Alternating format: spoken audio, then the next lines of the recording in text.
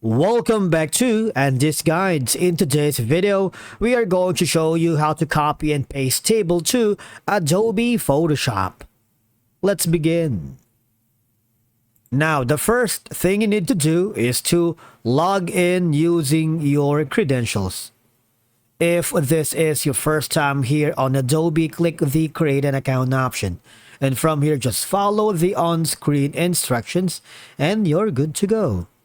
Now, copy-pasting a table into Photoshop seems unconventional, but of course, Photoshop allows you for an extensive customization because from here, you can design the table exactly how you want, adjusting fonts, colors, and cell styles beyond the limitations of a standard table editors. Now, I'm switching over to my Google Sheets right here. For example, I wanted to copy the entire thing here into the Photoshop. If you select that and control C means copy, and just directly paste that to Photoshop, what will happen is, now I'm gonna create a new document here. Just create something, and if I directly paste that, as you can see, what will happen is the quality is very low, and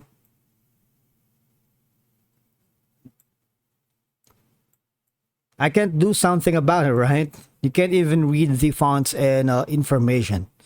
So what you want to do is hover back to your table or the Google Sheet file. Now, what I want you to do is go to the file and save a copy of this, right? Or click on download. Click on the PDF.